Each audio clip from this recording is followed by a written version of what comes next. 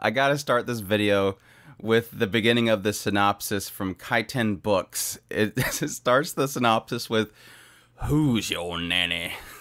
What a stupid synopsis. I swear I look through so many stupid synopsises as I do what I do. But anyways, that's totally besides what this show is. The Yakuza's Guide to Babysitting. This is a series that is airing in the summer 2022 anime season.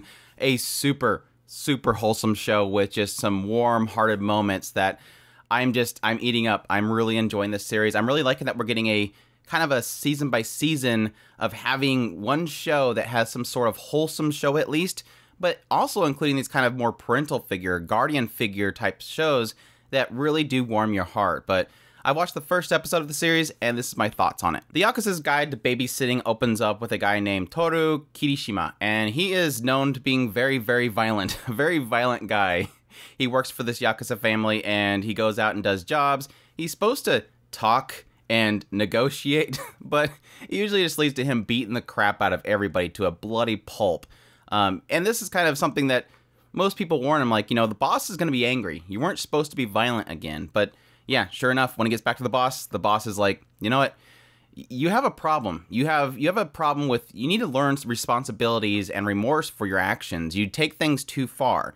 So oddly enough, the way that this boss thinks that he's going to be able to instill upon Toru responsibilities and remorse for his actions is that he's going to assign him to be the bodyguard of his daughter that is now living with him. We kind of get a hint throughout this episode that Yaika, the daughter, has recently lost her mother, or at least she's in a coma. And now Yaika, after being away for a while, is now living with her father, but again, her father's really busy, and yes, he's technically the head of a family of Yakuza, so her staying at his side a lot isn't really a good idea. So instead, they're going to have this very violent guy kind of take care of her.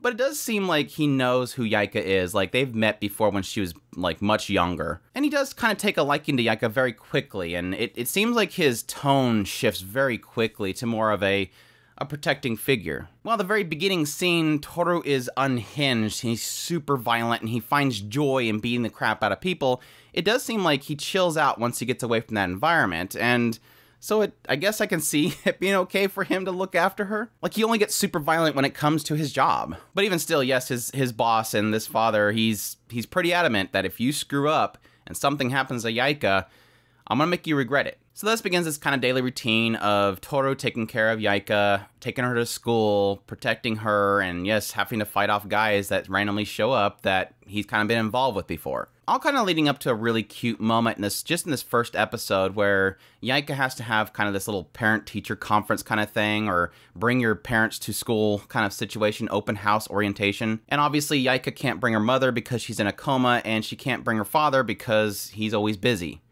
And it would kind of be dangerous to bring this mob boss to a school. And so Yaika's previous caretaker, who was looking after Yaika while this whole beginning of the situation happened with the mother, kind of pushes Toru, like, you know, look, you're a stranger, yes, but you've already learned what her favorite food is. You should go and do this. This is something, you're going to learn much more about her while you're working alongside her.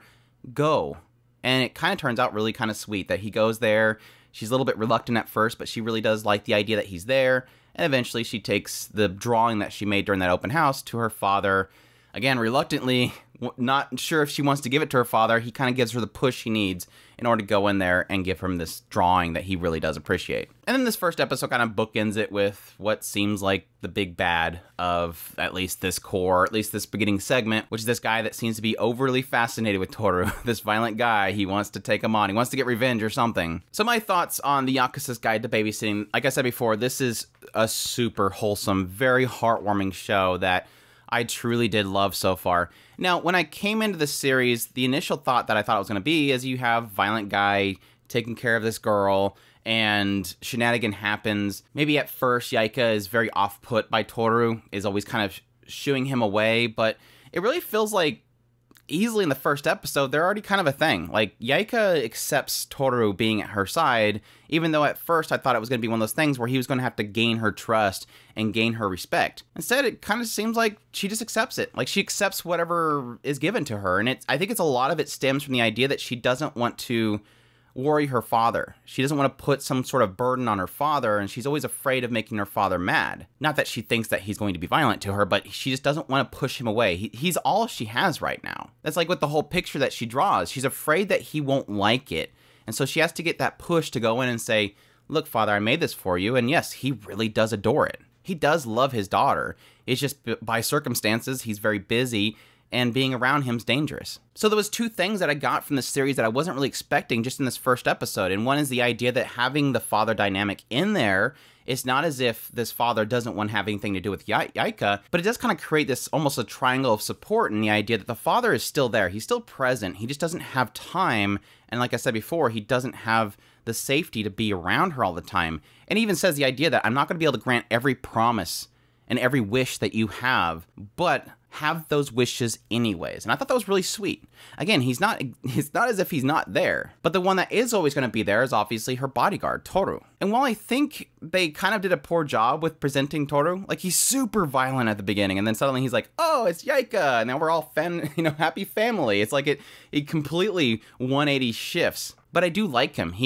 I do like that he's not super oblivious to how to take care of a child. Like, he does have basic understanding of what a child's needs are and what buttons you can't really push. But at the same time, and I think that's going to be the flavor of this series, is that he has his own way of dealing with things. So when they're walking down the street and he realizes there's some thugs behind them that he previously messed with, he decides to turn it into a game, playing a red light, green light with Yaika, saying, okay, go to this pole right here and we'll play red light, green light. So when she does her call out, he rushes over there, beats the crap out of the guys, and then before she makes her second call, he makes it back to her and says, oh, I won. It's kind of a funny thing. Like I said, it's taking a child's game and using it so that he can prevent her from having to see violence. And I think those kind of things are going to be really cool in the series if they do it right. But yeah, I think the pinnacle part of this first episode already, and like I said, it's what kind of has me, it's both kind of revealed its cards already, but I'm kind of hoping that there's more to come. It's already kind of resolved the issue of the discomfort between the two of them, but at the same time kind of gives me signs of what kind of good, wholesome writing they can do going forward. Was definitely the open house when he does go there. It doesn't present to you what kind of drove him to come there to begin with until afterwards, but it kind of has this whole situation where she's there alone and everybody else has their parents with them, and yes, Toru shows up and gives her that support. And it was really cute because she hides blushing behind this this picture that she's drawing, and he's like, oh my gosh, why is she covering her face? Why is she embarrassed? I'm the one that should be embarrassed. And it has the whole room as a whole bunch of ladies all talking about how handsome he is because he got all dressed up for the occasion.